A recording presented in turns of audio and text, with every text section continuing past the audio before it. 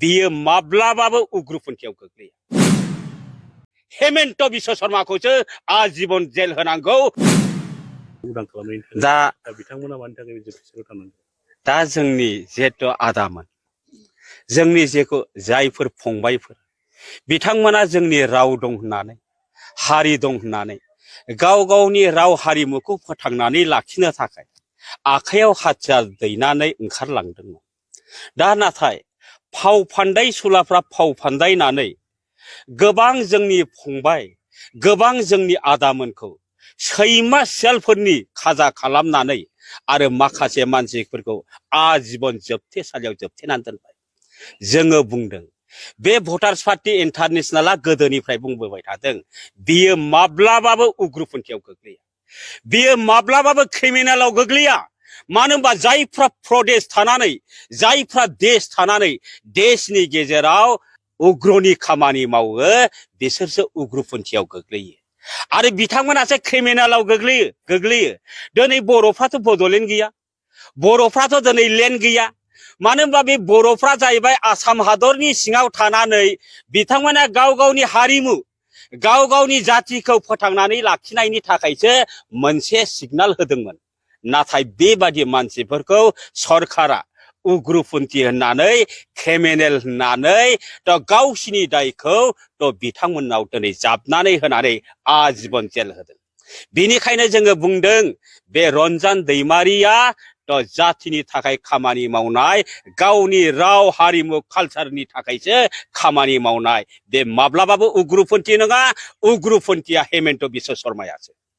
उग्रपन्थीया जोंनि नरेन्द्र मोदीयासो। नरेन्द्र मोदीखौसो आजीवन जेल होनांगौ, हेमन्त बिश्व शर्माखौसो आजीवन जेल होनांगौ। आसामाव थानाय भटार, आसामाव थानाय बिदा फंबायफोरनि सम्पतिखौ थगाय थाला थालानि मालिक आरो बर्तमान समाव 18टा 19टा कम्पानि बानायनानै लाबाय। होमब्ला दिनै बे हेमन्त बिश्व शर्माया मा आसामाव थानाय भटारफोरनि थाखाय खामानि मावनाय, आसामाव थानाय रायजो राजाफोरनि थाखाय खामानि मावनो ओंखारनाय सासे नेता नामा बिथाङा? आसामाव उजिनाय, आसामनि भटारफोरनि थैखौ लोंनोसो ओंखारनाय सासे नेता।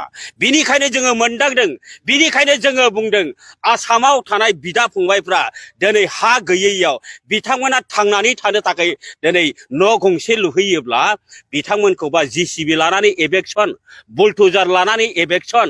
नाथाय दिनै आदानि आम्बानि मोननो 9000 बिगा कार्बि आलंआव हा हगारदों। आरो बेबादिनो जोंनि क'क्राझार पर्बजरायावबो बेबादिनो हाजार हाजार हा फानदोंमोन आइफोर आफाफोर। आरो बे क'क्राझाराव जेब्लानो माने पुलिसफ्रा जेब्ला रायजो राजानि गेजेराव होखांनो थांदोंमोन, बोखांनो थांदोंमोन, जोंबो टिभि निउसाव नुदों, माखासे चेनेलफ्राव नुनानै जोंबो बिखा खामदों। आरो बे बाथ्राखौ लानानै जों भटार्स पार्टी इन्टारनेशनेलनिफ्राय क'क्राझार DC अफिसाव जों धरना खालामदों। आरो धरना खालामदों बे हाया जोंनि आरो जोंनिनो जानांगोन।